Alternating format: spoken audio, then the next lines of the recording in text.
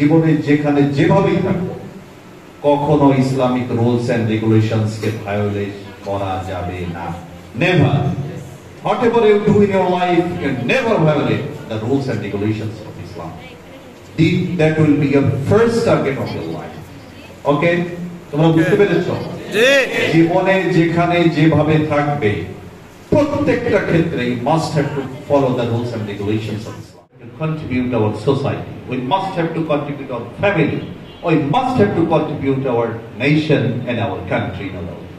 And we must have to contribute our nation and our ummah and our all kind of fellow Islam.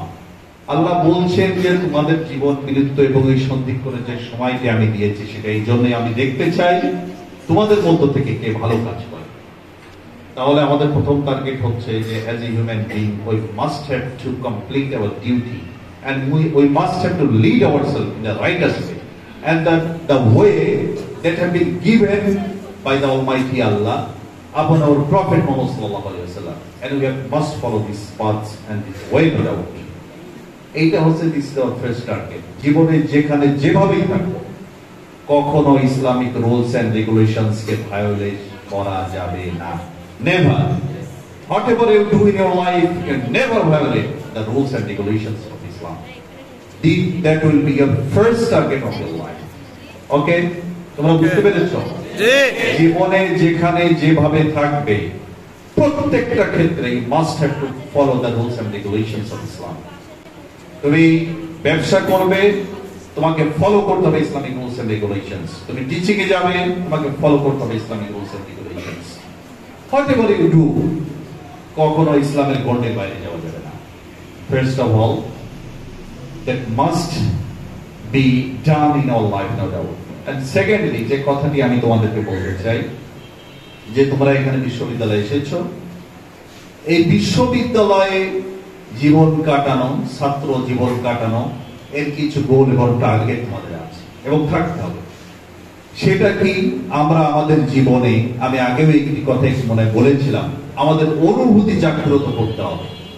আমরা ছোটবেলায় জীবন গ্রহণ করেছি, আমরা যখন চলতে ফিরতে পারি নাই আমাদের গার্ডিয়ান, আমাদের মা বা মুরব্বী আমাদেরকে গড়ে তুলেছেন, আমাদের কোলে কাকে নিয়েছেন, আমাদের খাওয়াই দিয়েছেন, আমাদেরকে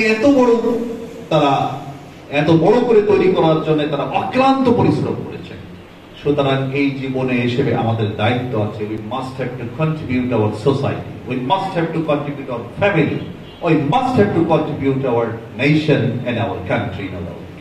And we must have to contribute our nation and our ummah and our all kind of fellow Islam. আমাদের ইসলাম যারা পালন করছে অল হিউম্যান বিং এবং সমাজ সোসাইটি যারা আছে তাদেরকে আমাদের কিছু দিতে হবে।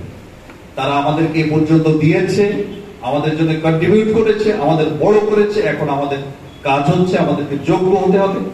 যোগ্য হওয়ার পরে এই সমাজ, এই সোসাইটি, এই রাষ্ট্র, এই দেশ, এই জাতি, এই মুসলিম উম্মাহ এদেরকে আমাদেরকে কন্ট্রিবিউট করতে হবে। ওকে? ওকে, রাজি আছো? তাহলে যদি তুমি কন্ট্রিবিউট করতে চাও তাহলে আগে তো তোমাকে বড় হতে হবে। কি বলো? আগে তোমাকে সঠিক পথে থাকতে হবে, আগে তোমাকে নিজেকে নির্মাণ করতে হবে। নিজেকে যদি নির্মাণ করতে না পারো তাহলে দেশ, জাতি, রাষ্ট্রকে কন্ট্রিবিউট করা কখনো সম্ভব নয়।